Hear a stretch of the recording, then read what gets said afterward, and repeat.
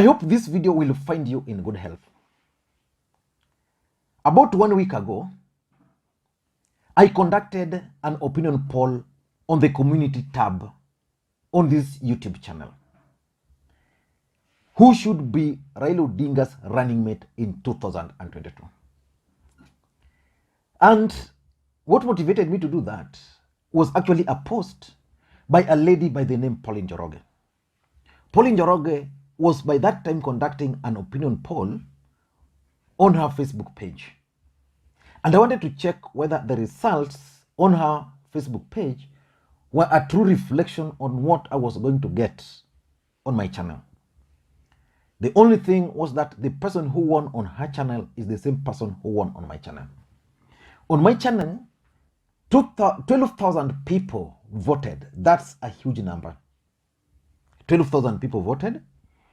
And Peter Kenneth emerged the winner. Actually, I had 5 people because, you know, on YouTube, you can't have more than 5 options. So I had to restrict it to 5 options. And many people were questioning why I did not include others. So I had Peter Kenneth. I had Lee Kinyanjui, who is actually emerging. I had Hassan Joho, who is an ODM deputy party leader. I had Martha Karua, and I had Kalonzo Musyoka, who was Raila Odinga's running mate in the last election. And based on the results which I got, Peter Kenneth had 36%. Peter Kenneth had 36%, followed very closely by Martha Karua. Remember, around that week, Martha Karua had been endorsed as the spokesperson of the larger Mount Kenya region. She had met with the One Kenya Alliance, and she had also made it very clear that Ruto is the least person. So therefore, it means those who support Raila Odinga had a favor for her. Then there was number 3, Kalonzo Musyoka, who was at 16%. But personally, I've always maintained on this platform that Kalonzo is still, in my view, the best bet for Raila Odinga. Then Lee Kinyanjui and Hassan Joho tied at 11%.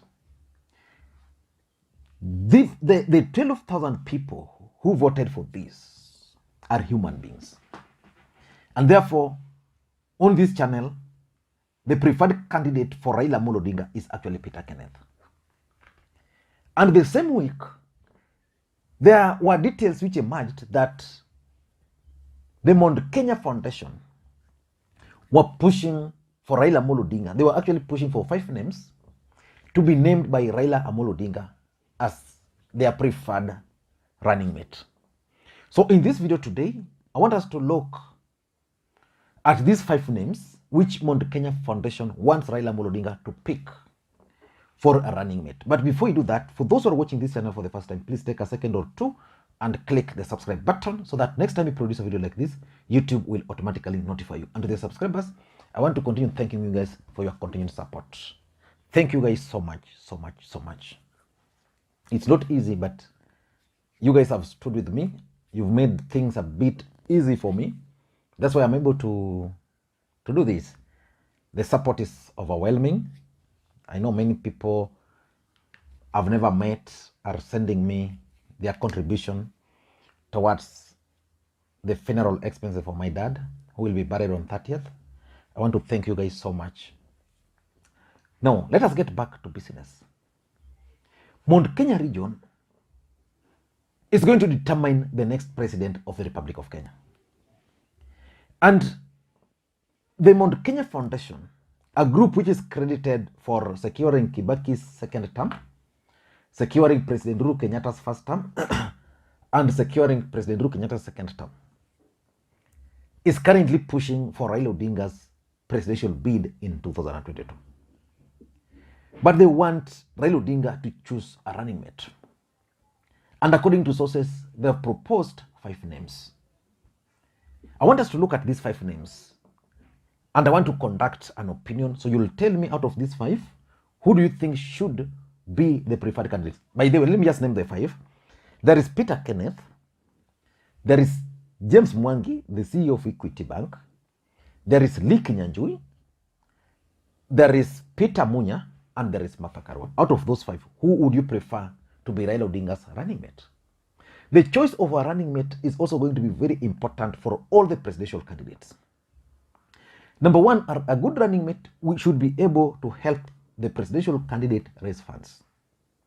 For example, if Kalonzo Musyoka does not have enough money and they were to go for James Mwangi, then James Mwangi should be able to help Kalonzo Musyoka, who doesn't have good money or enough money, to raise funds. That's how it is. So the first thing is the ability to raise funds. And already, if these guys are being pushed by the Mount Kenya Foundation, it means they will be able to raise the funds. Then number two is the game of numbers. If the Mount Kenya Foundation wants Raila Odinga to choose a candidate of their preference, then they must assure Raila Odinga of the numbers. And real numbers, not the perceived numbers. Mount Kenya region is actually vote rich. It has the numbers. But those numbers, as we speak today, are predominantly with the deputy president. What assurance are they going to give Raila Odinga that if Raila Odinga appoints one of them as their running mate, one of their preferred candidates as the running mate, then they're going to deliver those numbers? What kind of assurance? Because, for example, Kalonzo Musyoka, as much as he was defeated the other day, which was very shameful in that word because he actually campaigned there, he's been able to hold the Kamba votes together. So Kalonzo Musyoka would always come with a block. The question is, can Kalonzo Musyoka block still be delivered by Kalonzo? Because the fact is, if Kalonzo were to be running mate to Raila Odinga, his people might not buy that. So the question is, can the Mount Kenya Foundation assure Raila Odinga that out of these five, if he chooses one of them, then the numbers will be there? Number three is the ability to campaign. Is the running mate able to campaign on his own? Take, for example, when Mwai Kibaki was involved in that accident, his vice president then was, of course, we didn't have a running mate by that time. There was Wamalwa Kijana, and then there was Raila Odinga. When he was involved in that accident, I think at some point Wamalwa also was involved, was also unwell. Raila Odinga took charge of that campaign. So, assuming we didn't have someone like Raila Odinga taking charge of that campaign, how would it have been? So, the ability to campaign is also a factor. Out of these five names, Peter Kenneth, Mwangi, James Mwangi, Leke Nyanjoi, Peter Munya, Martha Karua, who has the ability to campaign on his or her own? So those are factors. Then, number four is the ability to protect the interest of the elite. You know, politics is about interest and personal interest. The Kikuyu tycoons or the Mount Kenya tycoons would want someone who will protect their interest. President Uhuru Kenyatta would want someone who would protect their interest. So amongst these, they'll ask themselves, who will be able to protect their interest? And of course, the fact that they have arrived at those five names means they believe that those five names can actually serve their interest, protect their interest. And lastly, this choice should be someone whose ideology is not in variance with the ideology of Raila Odinga. For example, Ruto and Raila Odinga, what's their ideology? What do they stand for? Can Peter Kenneth serve Raila Odinga as a vice president? You see, like the problem we had in Jubilee is that there was nothing ideological which was binding Ruto and Uhuru. There was nothing apart from that ICC factor. And they were not able to work. So let us now go deep into these five names. Who do you think should be appointed? Let's begin with Peter Kenneth. If you ask me, Peter Kenneth is actually emerging at the top. People prefer him. But Peter Kenneth, in my view, is not putting much effort. I've seen him in the Raila Odinga's last rallies. He's been featuring prominently, including the tour of Nairobi. And during that time, I was like, could this guy be interested in Nairobi? He's been featuring, but not much. Peter Kenneth has the advantage that it comes from Murang'a. The people of Muranga are keen or would want one of their sons to be the running mate. That one, because politics is local, and according to the Kikuyu politics, that's a factor there. Peter Kenneth. Peter Kenneth can attract funding. He's one of the tycoons, and the Mount Kenya Foundation would not have any problem with him. Peter Kenneth has contested before. He was a member of parliament. His record, he left a record in Gatanga. So which means Peter Kenneth fits the bill. But can he be the best? I want to read your comments. Number 2 is James Mwangi, the Equity CEO. James Mwangi, in my view, can also make a good running mate to Raila Odinga. But the question is he a politician? So if James Mwangi were to join Raila Odinga, we would have a situation similar to what we had in Nairobi, where Sonko was a governor, then we had an equity guy. I mean, we had Polycarp Igathe as a running mate, but not necessarily, but you can be compared like that. One is a politician, the other is not a politician per se. James Mwangi will be able to raise good money. And you know, James Mwangi, being the chairperson of Equity, he has helped so many small business, Kikuyu community businesses, through loans and the rest. And that's why when Ruto started attacking the tycoons from that region, the residents there started protecting them because they believed. Actually, someone was asking the contribution of Ruto in the economy of the larger Mount Kenya region compared to someone like, for example, James Mwangi. Because according to them, James Mwangi has really helped the growth of the economy and the people of the larger Mount Kenya region through his Equity Bank, granting loans of 10,000, granting loans of 20. You do business, you build, you expand your business through those loans. So based on that alone, it's good. And then the other factor is that James Mwangi joining Raila Odinga as a running mate, in my view, would also attract a certain class of people. People, let's say professionals. So they will easily join the campaign. But can he deliver the votes? What about Lee Kinyanjui? One thing I love with Lee Kinyanjui is his ability to mobilize.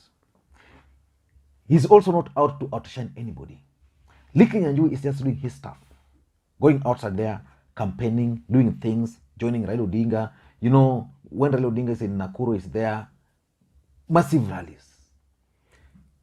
He has the backing of the former president, the late Mwai, because it's perceived to be Moi's son. So Lee Kinyanjui, in my view, has all the ability to raise funds. The Kikuyus can rally behind him, maybe challenge a bit, his ability to campaign.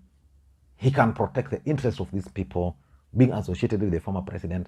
So this guy is someone who should be monitored very closely, but he's coming out late. But is he interested in being a running mate? Or is he still interested in retaining his seat? And in fact, on this channel, I did a video about Lee Kinyanjui specifically. What about Peter Munya? Peter Munya comes from Mount Kenya East. So if the Kikuyu nation are not keen on supporting Raila Odinga, then the Mount Kenya East can easily rebel if one of their sons is appointed as a running mate. Of course, they are fronting the Speaker of the National Assembly, Justin Muturi, who is not coming out openly. They are also fronting Peter Munya is there. Peter Munya is a serious guy. So if Peter Munya can be chosen as Raila Odinga's running mate, then you can be assured that Kireti Murungi will support, Tharaka Nithi will support. That's a block making close to 1-point-something million. Raila Odinga, in my view, needs that block, if he can't get it from any other place, to cover for Stephen Kalonzo Musyoka, who is likely to leave. So Peter Munya, can he attract campaign money? Can Peter Munya deliver the entire Mount Kenya? And of course, they can protect the interests of the elite, having been in government. And the last person is Martha Karua. Martha Karua, in my opinion, Paul, was number 2.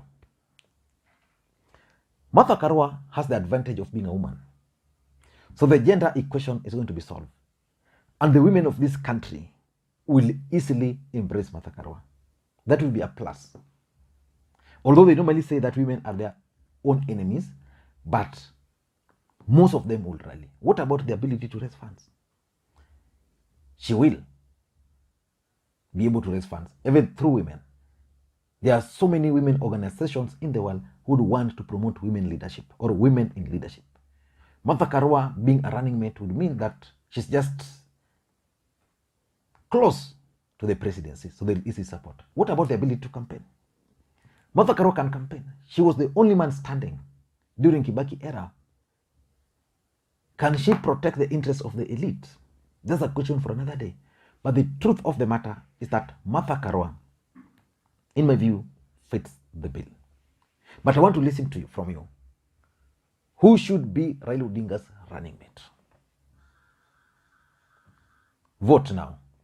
Thank you guys, and please, may you have a good day. Bye-bye.